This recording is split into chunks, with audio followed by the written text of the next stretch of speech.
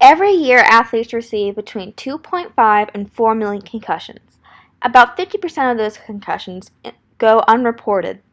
The rubber bands in this experiment represent sub-concussive impacts, or when you get hit in the head but not hard enough to cause a concussion.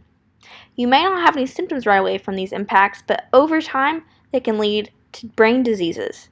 Soccer players heading the ball are an example of these sub-concussive impacts. If you get hit in the head and receive a concussion, it is very important to tell your parents or your coach. It is also important if you see a teammate or a friend get hit in the head that you tell your coach or an adult, because concussions can cause confusion, and your friend may not realize they have a concussion. Do not be afraid to tell an adult about a concussion and that being pulled out of a game is not a punishment for your safety. Take the story of Zach Ledesky. He was playing in a high school football game when he received a hit to the head and received a concussion. He was examined, but his coach allowed him to return to the game.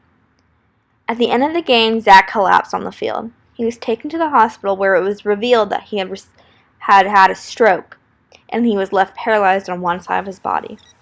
It is so important that you always report your concussions, even if you don't know if you have one or not.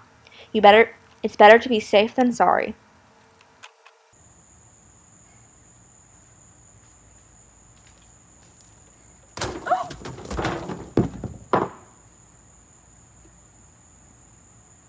There you go. That's what happens if you keep getting concussive hits and you don't report them.